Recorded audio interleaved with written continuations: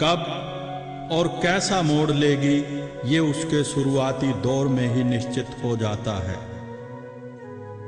हिंदुस्तान ऋषि मुनियों का देश, पीर पैगंबरों से पोषित, वेद की ऋचाओं से सुशोभित रहा। इसी महान हिंदुस्तान का एक गांव जलालपुर जट्टा, जिसकी सरजमी पर हमारे नायक श्री खुशहाल चंद ने जन्म लिया, जिनकी जीवन गाथा लिखते हुए लेखनी भी ठिठक जाती है, शब्दों में बांधे नहीं बंधती है। आज हम शांति, त्याग, उजाले और भक्ति की मशाल को रोशन रखने वाले खुशहाल चंद जी को, जो महात्मा आनंद स्वामी सरस्वती के नाम से प्रसिद्ध हुए, उनकी जीवन शैली को देखने और अपने जीवन में ढालने का संकल्प करते हैं। स्वामी नित्यानंद जी के दिखाए मार्ग पर चलकर पूर्व जन्मों के सत्कर्मों के फलस्वरूप गायत्री मंत्र, जिसे खुशहाल चंद जी ने मां कहा है, उसे अपने जीवन में हर आती जाती हुई सांस से अपने शरीर के रोम रोम में बसा लिया और एक महान गायत्री साधक कहलाए।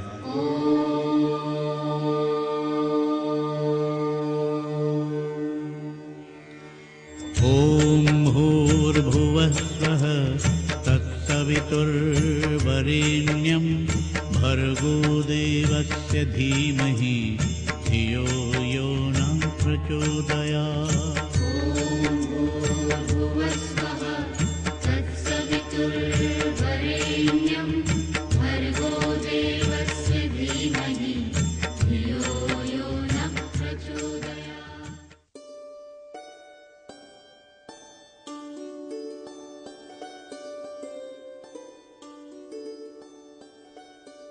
श्री खुशहाल चंद जी की यह बुनियादी फितरत थी कि वे सबके साथ प्यार और अपनेपन का रिश्ता रखते थे, पर यही अपनापन कभी कभी चिंता का विषय बनकर आवश्यकता पड़ने पर भी कठोरता और अनुशासन से काम लेने की भावना नहीं बनने देता था, जिसके कारण पिता मुंशी गणेश दास जी का व्यापार मिले जुले कगार पर रहता था, पर अपने मजाक और नटखटता पूर्ण व्यवहार से मुश्किलों को आसान करना भी वे जानते थे। साहब, इधर कोई मुंशी गणेश दास साहब का दुकान है? आप जानता है कि वो किधर है? मेरा ही नाम मुंशी गणेश दास है और यह मेरी ही दुकान है। वेल, हम लाहौर से आया है और कलकत्ता की बहुत बड़ी फर्म का हम एजेंट है। हमको मालूम हुआ है कि आपका लड़का जुराब बनाने का कारखाना जारी किया है। जी, मेरा लड़का खुशहाल चंद यह काम करता है। हमने सुना है कि आपका जुराब बहुत अच्छा है। जी हाँ साहब, हम हर तरह की जुराबें बनाते हैं और बहुत अच्छी बनाते हैं। हमें बहुत सारी जुराबें चाहिए, सब आपसे खरीदेगा। ये 20 रुपए पेशगी रखो, परसों आएगा और 100 दर्जन जुराब लेगा। ठीक है। ये आदमी धूप के बिना भी धूप वाला चश्मा क्यों पहने था? होगी कोई आंखों की तकलीफ। अरे तुम सब ऐसे क्यों बैठे हो? काम क्यों नहीं करते? बातें मत बनाओ, काम करो काम। कल शाम तक मुझे 100 दर्जन जुराबें चाहिए। कल शाम तक? हाँ, कल शाम तक। ये खुशहाल कहाँ है? जी अभी आए नहीं। अरे आज तुम सब लोगों को क्या हो गया है? कल तक 100 दर्जन जुराबें देनी है। मुंशी जी आए थे और बहुत ही गुस्सा हो रहे थे। अच्छा ठीक है, मैं भी काम शुरू कर देता हूँ। 3-4 दिन तक कोई भी नहीं आया। कारीगर मन लगाकर जुराबें बनाते रहे, पर न किसी को आना था न कोई आया। यह तो खुशहाल चंद जी का खुशहाल था। खुशहाल न जाने वो व्यापारी 20 रुपए देकर कहाँ रह गया। वह नहीं आएगा। क्या मतलब? क्यों नहीं आएगा? अरे वो जरूर आएगा। वो 20 रुपए पेशगी देकर गया है। जी वो मूछे नकली थी, हैट और कोट भी मांगा हुआ था। तो क्या वो व्यापारी तुम थे? पर क्यों? कारखाने के नौकर काम नहीं करते थे और कठोरता मुझसे होती नहीं, इसलिए मैंने सोचा कि जलालपुर लाहौर से कुछ ही दूरी पर एक गांव था, पर वहां दयानंद का संदेश फैल चुका था। गांव में आर्य समाज बन गया था। मुंशी जी इसके खेवनहार थे। सन 1907 का आर्य समाज का जलसा एक ऐतिहासिक जलसा था।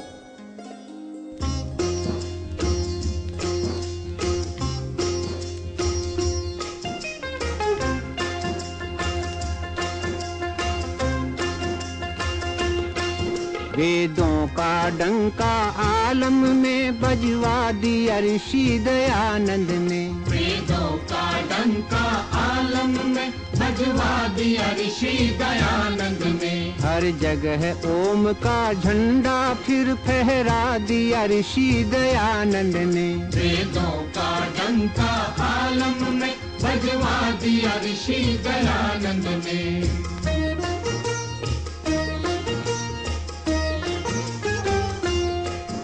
अज्ञान अविद्या की हर सुघन घोर घटाएं छाई थी।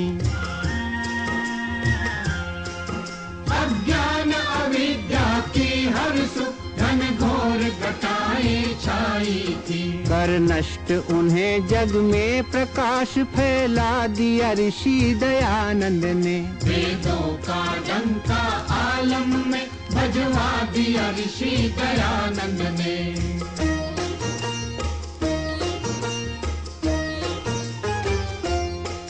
सिर पर तूफान बला का था, नजरों से दूर किनारा था। सिर पर तूफान बला का था, नजरों से दूर किनारा था। बनकर मल्लाह किनारे पर पहुंचा दिया ऋषि दयानंद ने। वेदों का डंका आलम में बजवा दिया ऋषि दयानंद ने। इस जलसे में लाहौर डीएवी कॉलेज के प्राचार्य महात्मा हंसराज जी का आगमन हुआ। संसार के समस्त ज्ञान का ज्योतिर्स्तंभ वेद हैं। इसे पढ़ना और पढ़ाना, सुनना और सुनाना ही प्रत्येक मनुष्य का मुख्य उद्देश्य होना चाहिए। महात्मा जी का भाषण आर्यत्व से परिपूर्ण था, तो युवा खुशहाल चंद जी की निष्ठा, लगन और उत्साह देखते ही बनता था। उन्होंने महात्मा जी का सारा भाषण लेखबद्ध कर दिया और भाषण की समाप्ति के बाद महात्मा जी के सामने रख दिया और कहा, मैं इसे आर्य गजट में भेजना चाहता हूं। सदा खुश रहो। जी मैंने आपके भाषण की रिपोर्ट लिखी है, कृपया पढ़कर मेरी गलतियां बता दें। तुम क्या शॉर्ट हैंड जानते हो? जी मैंने शॉर्ट हैंड का नाम तो सुना है, किंतु जानता नहीं हूँ। तो तुमने ये मुकम्मल रिपोर्ट कैसे लिख ली? इसमें तो एक भी अशुद्धि नहीं है। किसके बेटे हो? जी मुंशी जी का बेटा हूँ। ये आपका बेटा है? जी हाँ। क्या इससे कोई गलती हो गई? मैं तो इसकी लिखी हुई भाषण की रिपोर्ट पढ़कर हैरान हो रहा हूँ। जी ये पढ़ने लिखने में बहुत कमजोर है और इसी वजह से इसे जुराबों का कारखाना खोलकर दे रखा है। और यदि ये कमजोर है तो होशियार कौन है? यह बहुत ही अनुचित बात है जो आपने इन्हें कारखाने में लगा रखा है। इन्हें तो कहीं और होना चाहिए। इन्हें आप मेरे पास लाहौर भेजिए। मैं इनसे वो काम लूंगा जिसके लिए ईश्वर ने इन्हें पैदा किया है। आप इनकी चिंता मत कीजिएगा। इन्हें तो बस आप मुझे दे दीजिए। कहो, मुझे ये बेटा देते हो? अरे अरे, किस सोच पे पड़ गए? बताओ, देते हो मुझे खुशहाल चंद? जी मैं कौन होता हूँ देने वाला? आपके काम आ सकता है तो जरूर लीजिए। तो ये तय रहा। मैं पत्र लिखकर इन्हें बुलाऊंगा, तभी इन्हें मेरे पास भेज देना। घबराना मत, वहीं इसकी काबिलियत का सही इस्तेमाल होगा।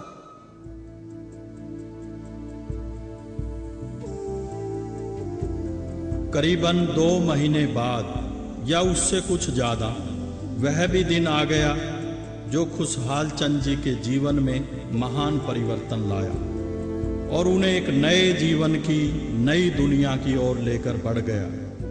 जिस तरह गुरु ने राजा दशरथ से श्री राम को मांग लिया, जिस तरह गुरु संदीपन ऋषि के आश्रम में श्री कृष्ण ने वास किया, उसी तरह खुशहाल चंद अपने माता पिता, घर परिवार, गांव गली सब छोड़ छाड़ कर बढ़ चले वैदिक पथ की ओर। क्या क्या भावनाएं थी, कैसी कैसी कल्पनाएं उनके दिल में उभर रही थी।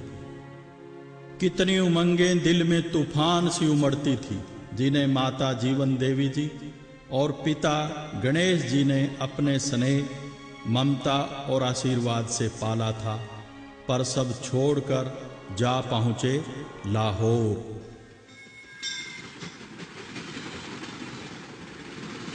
लाहौर पहुंचते ही उन्हें ज्ञात हो गया कि पत्रकारिता बड़ा कठिन और परिश्रम का काम है। पर वो पथ क्या, पथिक क्या, जिस राह में बिखरे सूल न हो, नाविक की धैर्य परीक्षा क्या, जब धारा ही प्रतिकूल न हो। नमस्ते, मैं खुशहाल चंद हूँ। वह जलालपुर जटा सभा की रिपोर्ट तूने लिखी है? जी हाँ, वो मैंने ही लिखी है। पत्रकारिता सरल काम नहीं है, लगता तो बहुत आसान है, किंतु इसमें खून पसीना एक करना पड़ता है। केवल एक रिपोर्ट लिखना ही पत्रकार नहीं बना देती, इसमें जान मारनी पड़ती है। लेख लिखने होंगे, उनको क्रम देना होगा, अनुवाद करने होंगे, समय हमेशा ही कम होता है। अच्छा, तो ये बताओ, अंग्रेजी जानते हो? जी थोड़ी थोड़ी जानता हूँ। ये थोड़ी थोड़ी का क्या मतलब है? कहाँ तक पढ़े हो? जी मिडिल पास की है। मिडल?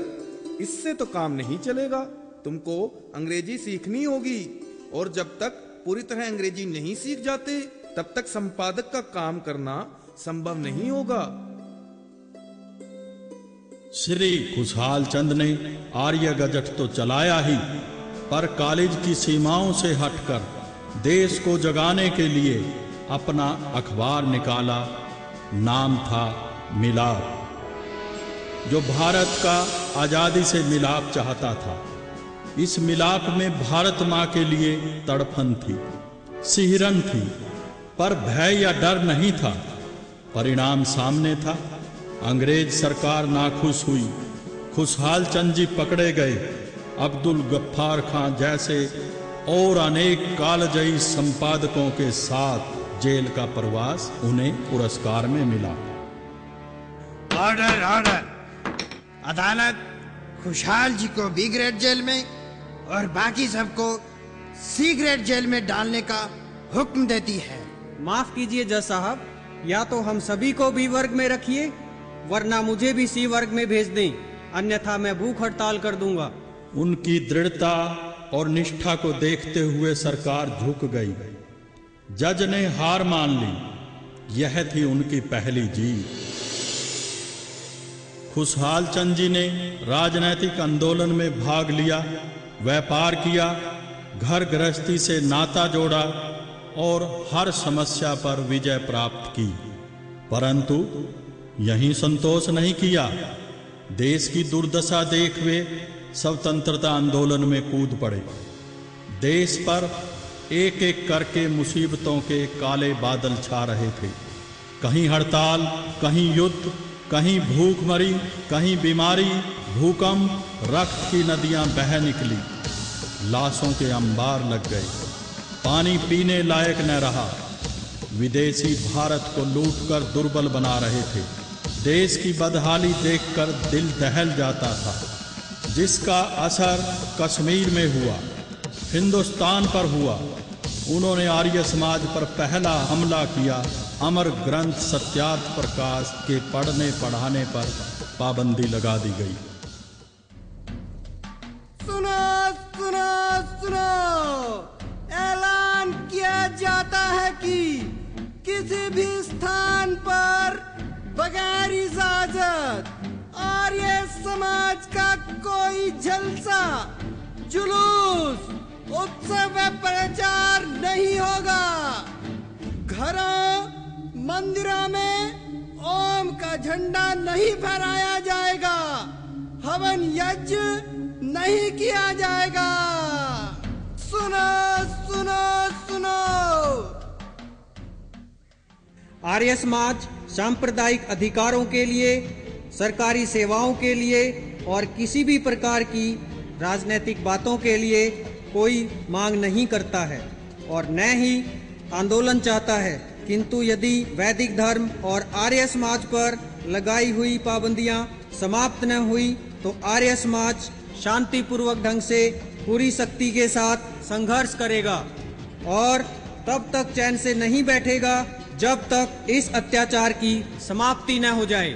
और यदि 14 दिनों के अंदर अंदर मांगे न मानी गई तो आर्य समाज सत्याग्रह आरंभ कर देगा। आर्य समाज वेद की ज्योति ओम का झंडा ऊंचा रहे। आर्य समाज खुशहाल चंद का उद्देश्य तो महर्षि दयानंद के वैदिक विचारों का प्रचार करना था। सत्यार्थ प्रकाश पर कोई पाबंदी लगे यह उन्हें स्वीकार नहीं था। उन्होंने मिलाप धन कमाने के लिए नहीं चलाया। वे कहते थे मेरा मिलाप, मेरा व्यापार सब आर्य समाज के लिए है। वे जा पहुंचे कश्मीर और सिंध। उनके उग्र आंदोलन से वहां का नवाब कांप उठा और सत्यार्थ प्रकाश से पाबंदी हटा ली गई। यह थी आर्य समाज की जीत। आंदोलनों का सिलसिला चला, सत्याग्रह हुआ तो डिक्टेटर बने श्री खुशहाल चंद। राह आसान नहीं थी। देश पर संकट और आर्य समाज पर अत्याचार उन्हें दोनों स्वीकार नहीं थे। वे प्राणपण से लड़ने के लिए तैयार थे।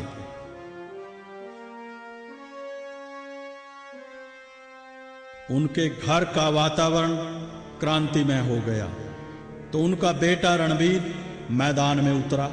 रणबीर से अंग्रेज सरकार घबरा गई और उन्होंने उसे फांसी की सजा सुना दी। बाद में फांसी की ये सजा काले पानी में तब्दील कर दी गई। दूसरा बेटा यश भी जेल में आ गया।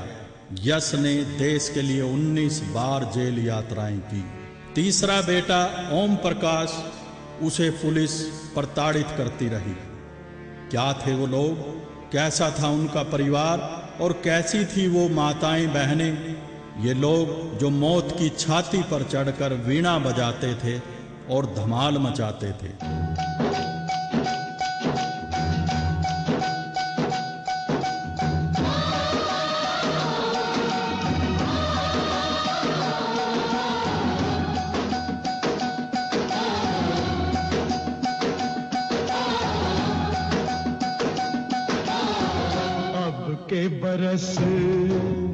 अब के बरस तुझे धरती की रानी कर देंगे। अब के बरस तुझे धरती की रानी कर देंगे। अब के बरस तेरी प्यासों में पानी भर देंगे। अब के बरस तेरी चूनर को धानी कर देंगे। अब के बरस ये दुनिया तो फानी है, बहता सा पानी है तेरे हवाले। ये जिंदगानी कर देंगे। अब के बरस तुझे धरती की रानी कर देंगे। अब के बरस।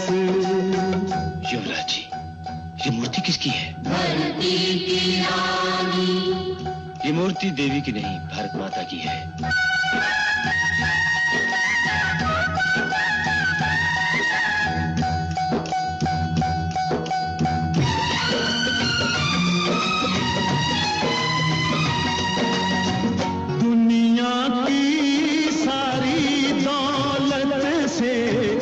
इज्जत हमको प्यारी मुट्ठी में किस्मत है,